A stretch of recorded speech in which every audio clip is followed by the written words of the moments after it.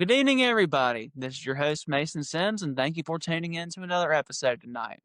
Joining us is Bill Rhyne. He is one of the sheriff candidates for Spartanburg County in the upcoming special election on August the 5th. So he'll also be sharing with us, as previous candidates on my show have. Bill Rhyne is going to be discussing with us his plans for Spartanburg County if elected as the next sheriff. So again, thank you for tuning in this evening. Again, this is your host, Mason Sims, and let's get started. Well, good evening, everybody. This is your host, Mason Sims, and with me today I have Bill Rhyne. He is the candidate for Spartanburg County Sheriff, which the election will be August 5th, just next month. And Bill, thank you for joining us this evening. Yeah, I appreciate you giving me the opportunity to come on. Absolutely. So feel free to tell us about yourself. Yes, I'm Bill Ryan, and I was born and raised right here in Spartanburg County, up in the northern part of the county in a little community called Holly Springs, just outside of Edmond. Graduated from Chapman High School in 1993, and I went into the Marine Corps. After I got out of the Marine Corps, my Marine Corps time was cut short. My father was diagnosed with advanced stage Alzheimer's, and as a result of that, I had been transferred home on inspector instructor duty at Donaldson Center over in Greenville. And during that time, there had been a really heavy ramp up of the military around Desert Storm around 91. And in those mid 90s, they were really cutting the military back. And they reached out and basically told me I was in a non deployable status. And I had to make a decision of either going back to the unit or getting out and supporting my family. And I had to make that decision, a tough decision to get out and support my family. Because we had a large farm out in that Holly Springs area, and all of my brothers were grown. I mean, there's a huge age difference between me and my brothers.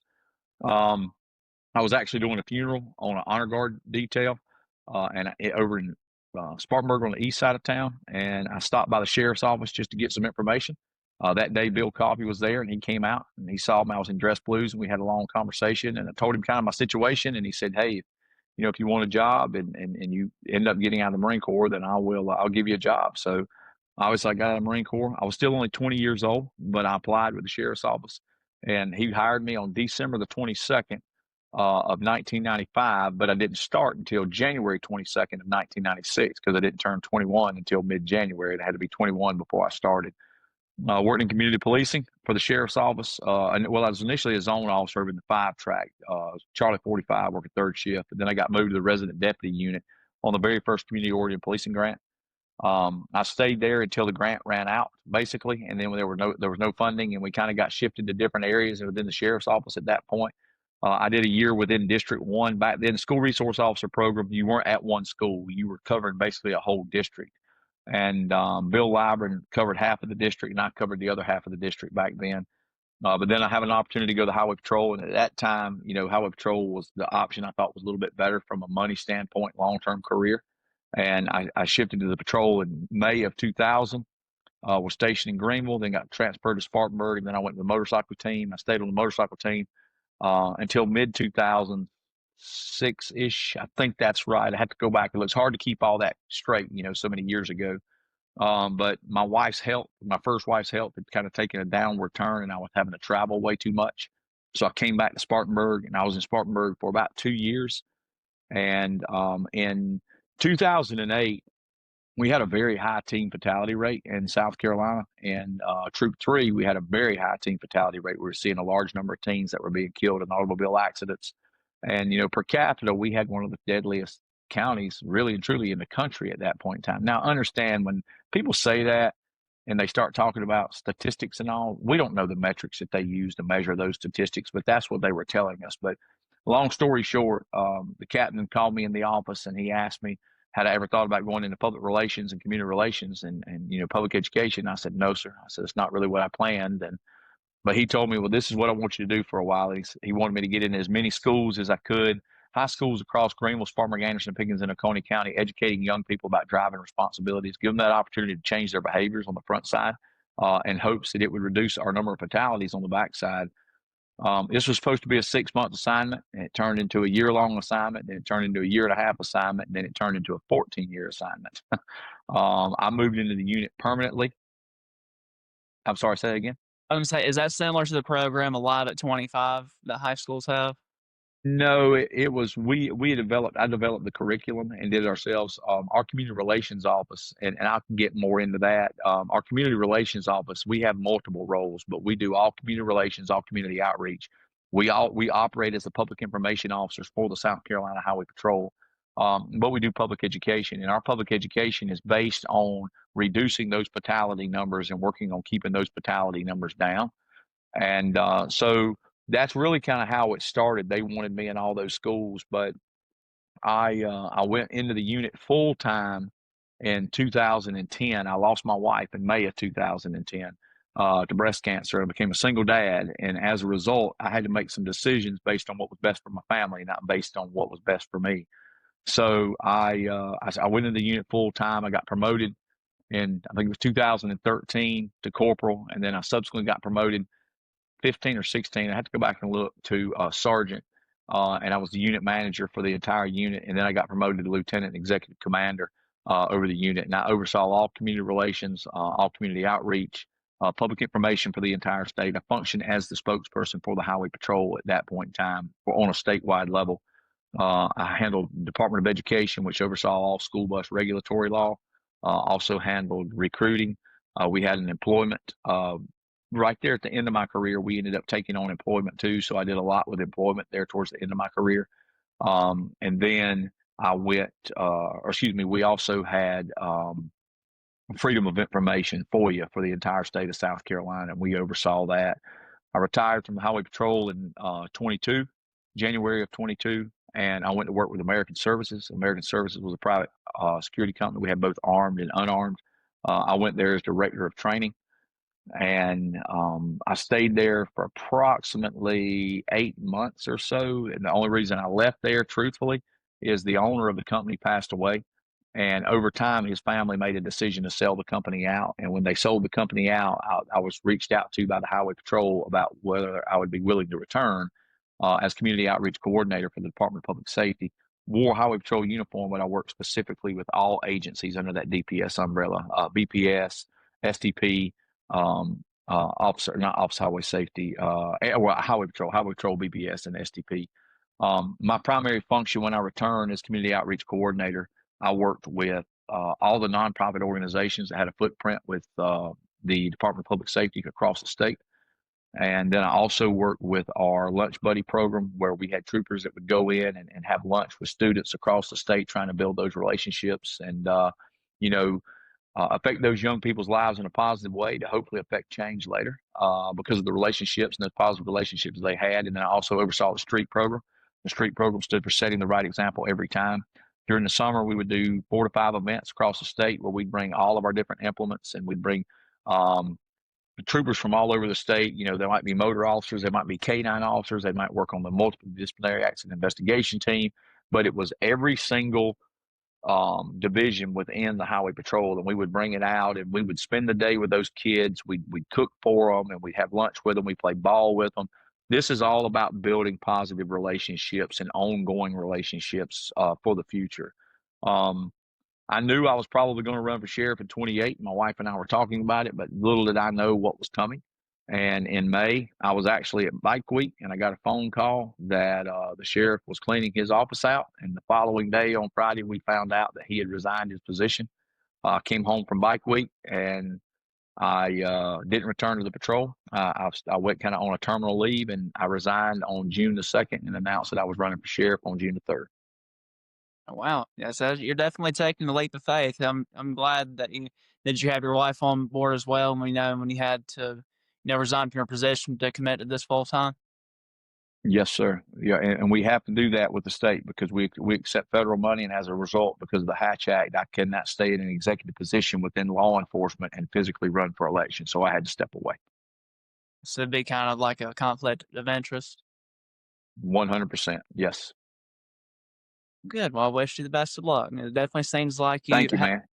It definitely seems like you have a lot of background experience to offer the county of Spartanburg. So it seems like Thank you. I starting appreciate that. military and your police experience. So that'll go a long way. And so what would Thank you you. say the biggest contributing factor to your community right now? of crime. You broke up on that, Mason. I apologize.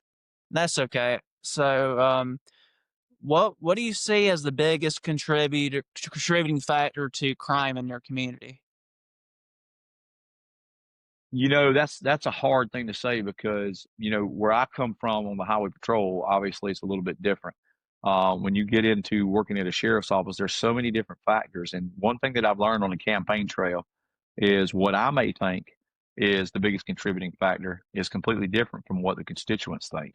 When you get out and you start talking to the constituents and you start hearing their concerns, it's amazing to me that one of the biggest concerns that they have, and one that I've heard over and over and over again, is noise violations. And we know that does not affect crime as far as what you're talking about, but it's something that I hear over and over and over again. It's quality of life issue, and these people, they've not been victims of crimes.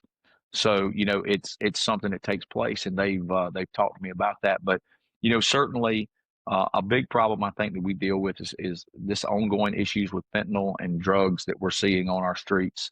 When you start looking at the jail and the overcrowding that we're seeing in the jail, and you start looking at the mental illness issues that we're dealing with within the county. And I had a meeting today, and we discussed some issues with mental illness and how, so many of our facilities for those that deal with mental illness, and a lot of that is directly related to substance abuse, which leads to crime. It leads to people breaking into cars, breaking into houses, trying to come up with ways to get money and to be able to feed those addictions that they have. And that's certainly something that we need to target when it comes into our jails. We need to start helping them while they're on the inside so they can thrive on the outside. But that's one of the big factors I know that's taking place. And I think that's probably one of the things that concerns, because so many families out there are being touched by these the fentanyl issues and the crisis that are being seen. Also, the issues with just meth and any other thing that's out there on our roadways and in our streets. It's something that we have to focus on and see if we can, come up with a solution to those. But, I don't think there's any one crime specifically that drives it, because wherever you go in this county, the county is very, it's Very big count. I don't want to use the, yeah, it's a very big county, and you go from one section of the county to another section of the county. What affects people in one part of the county are not going to affect people in the other part of the county. That's why it's going to be so important to reestablish a community-oriented policing services unit and implant those officers within those communities, within those zones that we will establish throughout the county. Because getting a true boots on the ground feedback from the communities themselves. And that's just it. The way we'll set this up, you're going to have so many communities, even within each zone, because my plan is to establish that with our school districts, and you'll have 7 officers to start with now. And they'll run with the school districts because it'll be an asset to the school resource officer from an educational standpoint when they start trying to educate young people. Again, I'm huge on education, because when you educate young people, and not just young people, even older people, people my age that you're talking to, you're giving them the information they need to empower them to make changes, which changes their behavior. And the younger people, when we have that opportunity to do it, it changes our behavior for a long time, which you hope for long term, which you hope ultimately ends up reducing the crime rate when it comes right down to it. But that's why I want to establish community advisory groups, but I want them to be sustainable community advisory groups. And you'll always hear me use the term sustainable, because if we have community advisory groups and they're meeting and they're taking their time and they're sharing their knowledge and they're sharing what it is that they're concerned about and what's taking place, and they're coming up with solutions that they think might work, and we don't utilize those solutions, then they're not going to sustain. They're going to be tired of giving their time and never seeing anything being done to support their efforts. So, and that's something that's going to be ever changing and ever evolving. And it's going to have to change. That's why I've said that we'll send out surveys, on a yearly basis to get the pulse of not just those community advisory groups, but to get the pulse of people throughout the county to see what it is that they think. Because what we may think is the primary causes and the primary issues within the county might not necessarily be what the primary issues are to them. And it may not be the specific focus, but we do have to focus on their quality of life, because I've said it over and over and over again. At the end of the day, quality of life starts with the sheriff's office. That's that it really and truly does. We're who provide that service to them for when they go to bed at night. We're the ones that are going to call, that are going to come when they hear something or something happens. Right. Yeah, a lot of people, they focus on the national issues, which is good, but really the local and your community, that's what really affects your everyday life when it comes down to it. No question about that. Yeah, and like you said too, the as far as a contributing factor to crime, it's probably a lot different. Like say if you lived in an apartment in downtown Spartanburg, or if you lived in a neighborhood over in Campobello, I'm sure the contributing factors of crime are a lot different just because Spartanburg, like you said, is so big and populated. Yeah, and something that I've learned in my career is that a lot of people don't get engaged with what's taking place within their county and what's happening within their county until they become a victim of something that's happened within their county because they just become like kind of numb to it because they've not become a victim. And when are we important? We're important when they do become a victim. That's when they want us to be there. That's when they want us to respond. And we have a responsibility to respond and provide them the best service that we possibly can. Absolutely, yeah. They don't so it doesn't really seem to, affect them until they become a victim, and that's when they start paying attention to it. 100%. Yeah. So, what would you say would be the solution to overcrowded jails and prisons? Now, you kind of mentioned, help them while they're in the inside. So, I believe you did answer that just a while back ago. Yeah, I'll go back to it. And I talked about this last night at the event with the NAACP. The reality is, I don't want people to think that overcrowding is just a problem right here in Spartanburg County. This is a national issue for jails across the country that are fighting and dealing with overcrowding. I've got to go back to the mental illness issues because the meeting that I had today, and I was having a conversation with a gentleman. Um, there's somebody that has been in the jail in the detention center for 4 years um, for what would be a misdemeanor crime, but he is deemed mentally incapable of being released. So it's ending up becoming a holding facility because so many of our mental facilities across the state have closed, and we don't have those options to help those people. And that's something that we really are going to have to focus on is the mental health issues that we're dealing with across this county. I think some people don't realize how serious the mental health issues that we have in this county are. And I think there's something that we need to take a hard look at within the sheriff's office is that we need a devoted unit that's working on that to try and offset what we're seeing across the board throughout this county. So many of those people that are in the detention center are nonviolent offenders. It's becoming more of a holding facility for them more than anything else.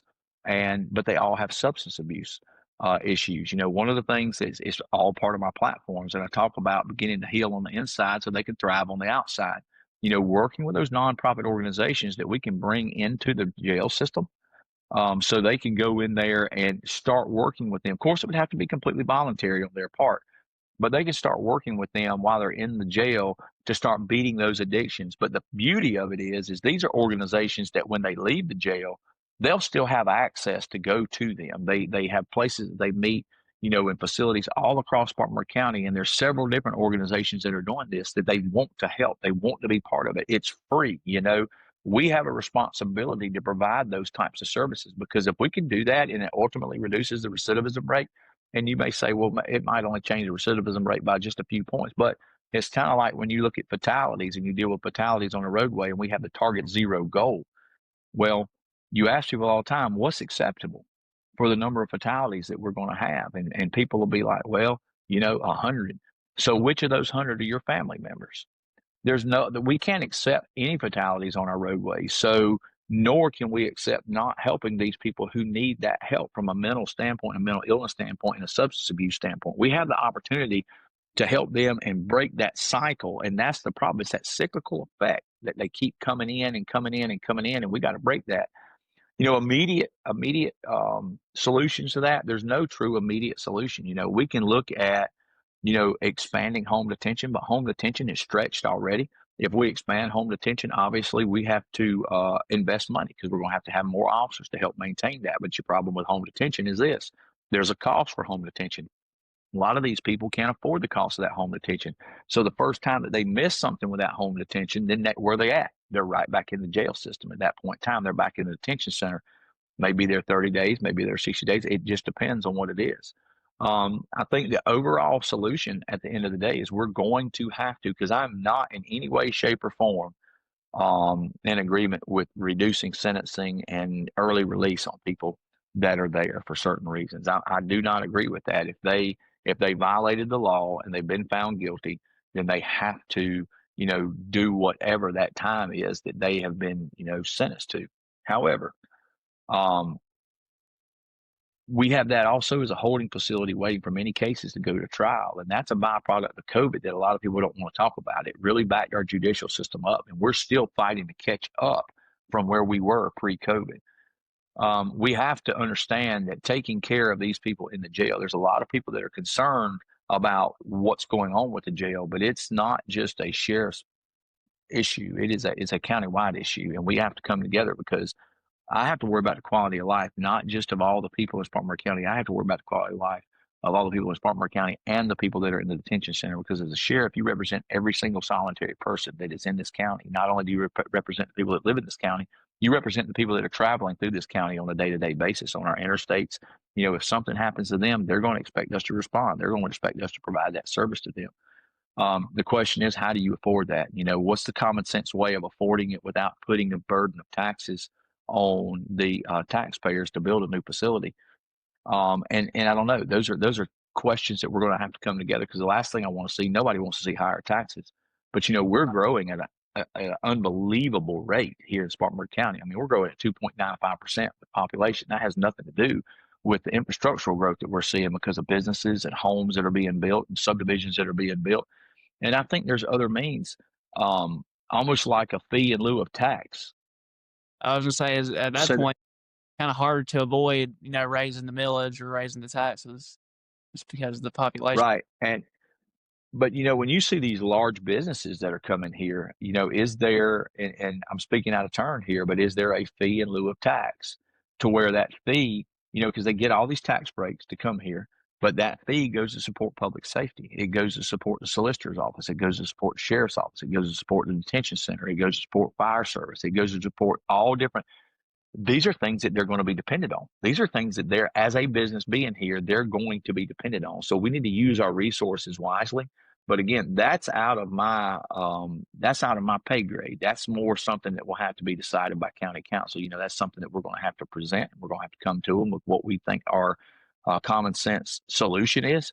But that's when I go back that anybody who thinks going into this position that is elected is going to have all the answers, they're sadly mistaken. Because if you think you have all the answers and you go into it thinking that you have all the answers, you're going not just to fail, you're going to fail miserably. You have to put a team around you that is going to be able to provide that and help you making those decisions. And we have to have collective leadership in order to move forward in Spartanburg County. It can't be run by one person. It's got to be run by collective leadership. And you've got to make those decisions to put the best command staff within that agency to see that thing, see those decisions through.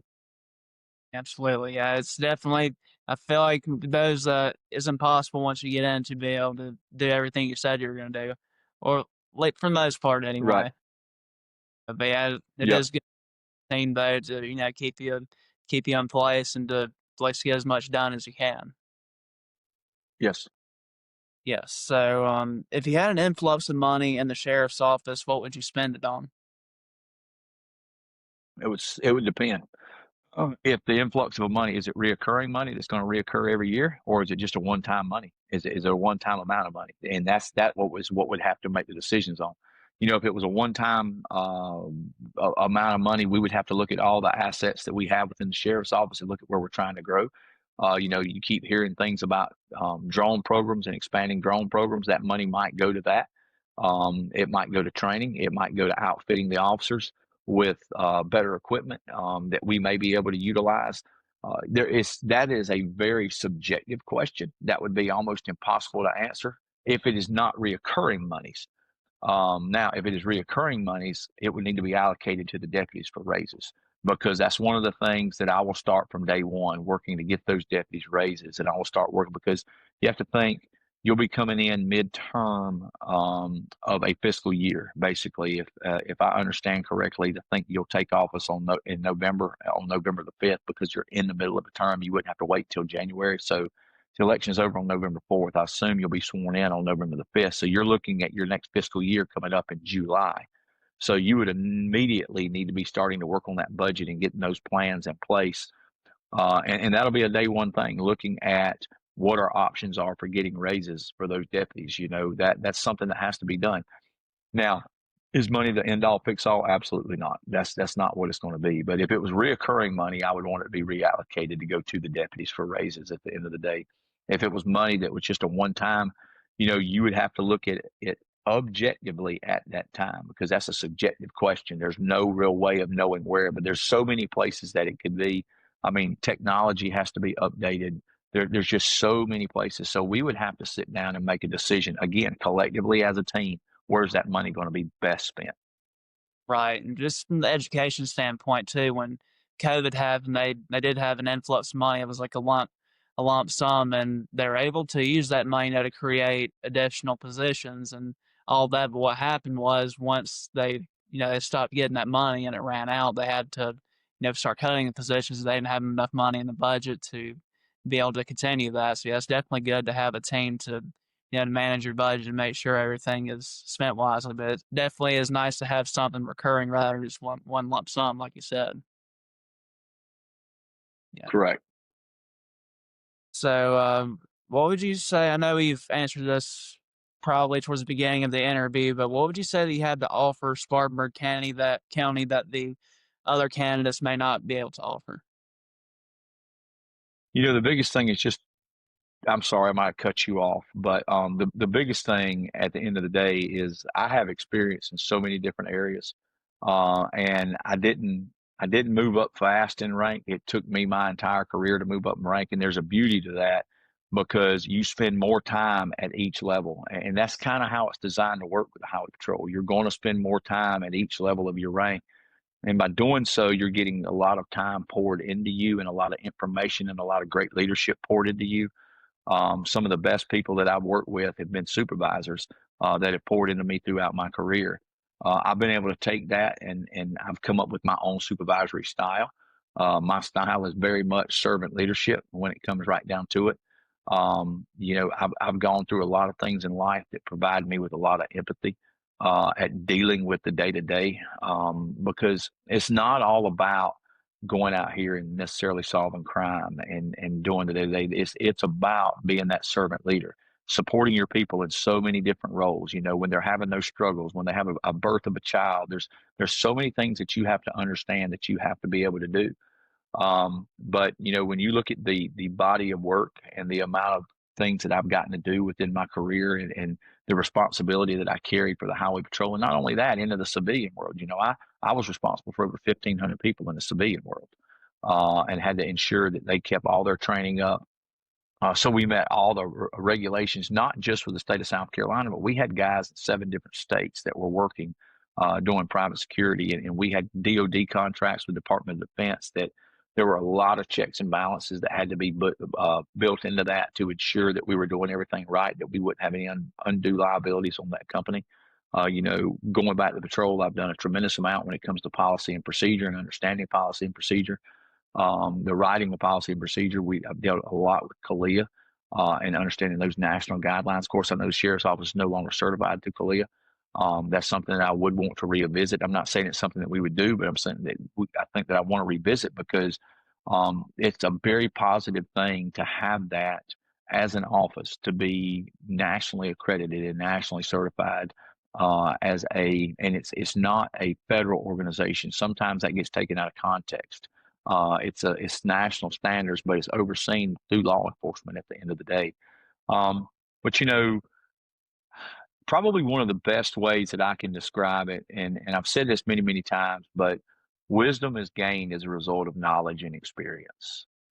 And it takes those two things over time to be able to gain that wisdom. And becoming a true servant leader and shifting from being a person who serves with a servant's heart to being a person who becomes a servant leader and understands how to lead men and women. That's probably the greatest trait that I have, because when you have that and you buy into that standard of leadership, and I've said this a bunch of times, people have heard me say this a tremendous amount, but it's a really easy thing to employ because you have to understand the balance. It's about clarity balanced with grace, and it's about expectation balanced with accountability. And at the end of the day, if you have clarity and you don't have grace, and to explain that, grace is understanding that these guys are going to make mistakes. They're going to have questions, giving them that grace that they need. You have very young people that are coming out today and getting into law enforcement, and they're dependent upon those people that are older. They're dependent upon you as a leader to be able to pour into them. If you serve more of as a Gestapo and you don't give that grace, then that's exactly what you get. You get a tyranny, and you get an authoritarian type of leadership. And when you get that authoritarian type of leadership, you have people start pulling against you. That's more of do it because I said so. It's my way. And that's not going to translate. If you have expectation and you fail to have accountability, then you develop apathy within your agency. When you develop that apathy, the next thing that you know is they continue to um, not be motivated to do their job. Those things that they complain about, they're going to continue to complain about. They're going to continue to see the struggles with the retention rates. You're going to continue to see the high attrition rates. Whereas the beauty of it is when you provide them that grace and you provide them that accountability. And accountability without integrity is just noise. That's one thing that you have to think about. But probably one of my best traits as a leader is recognizing, and it's a very difficult thing to understand. And if you've never done it and you've never had to do it, most people can't, and they get frustrated and they develop that lack of grace and that lack of accountability. You have to understand as a leader today, right now, you have four generations that you're working with. You've got your boomers, you've got your Gen X or Gen Z. I'm sorry, Gen X. You got your millennials and you got your Gen Z. Boomers are starting to age out. What's that next step? Now you got your alphas. So now you've got millennials, Gen Z, or excuse me, Gen Z's, millennials, I'm sorry, Gen X, millennials, Gen Z's, and alphas. Alphas are born pre to or post 210. They're going to be coming into the fray in the next 6 years, about the time that the boomers are aging out. You've got to figure out how I'm going to communicate with each one of these different generations. And I have to be able to communicate with each one of these generations in a way that they hear what I'm saying, but I get the same result. And the result that you get out of a boomer is you just tell them what to do and they do it because that's how they were raised. It's much the same with Gen Z or Gen X, much the same. But now when you start moving into your millennials and you start moving into your Gen Zs, you don't get that same thing. They are that Y generation. They want explanations. And I'm one of these. I grew up, my dad was in the military. It was because I said so. And that's how you want to say things. That's how I wanted to say things when I first got into supervision. But then I had to quickly realize that that doesn't work. These folks want explanations. They want to understand why it is you're doing what you're doing. And you know what? It takes time to learn, but that's okay. That's okay to tell them because you get a better product when you do tell them. And you have to be willing to adapt and you have to be willing to change. That's why I go back to what I said. Wisdom comes as a result of knowledge and experience. That's why it's so important to have that experience at that higher level. Because when you start thinking about taking on a staff between the jail and the sheriff's office of over 600 people, you're managing a lot of different lifestyles and you have a lot of responsibility that you're going to have to carry. And I think if you do not have that experience, it's going to end up catching up with you one day. And the other thing, you may have heard me say this in past, the sheriff's office, our sheriff has to work as a CEO. You cannot go into that office and think you're going to know everything. And I heard this recently in church and I love it and I've adopted it and I use it all the time. But CEOs don't need 4.0s. CEOs need to be able to put the people around them that have those 4.0s that we can collectively make those decisions to make the best choices for how that office moves forward. I often reference it back to Dabo Swinney. I don't know who are Clemson fans or who are not, but the reality at the end of the day is this. He was a receiver coach, and he went from being a receiver coach to being a head coach. Everybody expected him to fail. And some could say he kind of did fail early on, but he was willing to adapt. He was willing to overcome, and he was willing to change his approach. And he did that, and he brought the right people in and put the right people around him to have it made him literally one of the most successful coaches in college football. And he's had to adapt again. You see what's been going on with the transfer portal and all the pay per play that's taking place. I know we're not supposed to say that, but we all know that's what it is when it comes right down to it. And but he's adapted, and they'll probably have a really good year this year. Oh, yeah. I've sorry to all my Carolina viewers out there, but yes, Clemson's the team that I cheer for, and it's it just makes people like Dabo Swinney, being able to adapt when they were put in a position where they thought they were automatically going to fail, and they ended up doing really well. You Right. know, and that's what I felt about Trump too. People said that he didn't have the political experience, but he'd been at least in the community long enough to know who the good people were, and he would be able to create a good team and to get things done, That's just right. like he was as a CEO. Yeah. So, is there anything else you'd like to mention while you're on the air this evening? No, is that all the questions? No, I just really appreciate, giving us the opportunity to come out, man. And just this is a very important election. People need to get out, people need to vote. Um, we realize that the numbers are probably going to be low. This is a strange election. It's happening on August the 5th, 2 days before school starts. A lot of people coming back from vacations. That's why that early voting and that absentee voting that starts on April the 21st is imperative for people to get out and vote. This is going to make a determination probably for the foreseeable future who the next sheriff's going to be. And I hope people will see my career for what it is. I am the outsider. I'm the outsider that a lot of people are talking about that they're looking for, a break from the norm. I come with a lot of new ideas. I'm going to bring a lot of new ideas. I can promise them I will bring a command staff that will be second to none, without question. And we will lead through collective leadership within that agency. Um, and I just ask for people's support on August the 5th, and I hope they'll get out and they'll vote Bill Rhyne for sheriff. I appreciate you having me on, Mason. And that concludes our show for this evening. If you have not already, please feel free to click like, share, and subscribe to our Facebook and YouTube channel for future updates. And that concludes our show for this evening. If you have not already, please feel free to click like, share, and subscribe on our YouTube channel for future updates. And also follow our Facebook page as well. I hope that everyone's had a great week so far, and include myself. I'm going to be starting school back here soon in the next week or so. So I wish all teachers and students the well as they're preparing for the upcoming school year and getting all their school supplies squared away. So again, thank you for tuning in tonight, and good night to all, and God bless America. Thank you.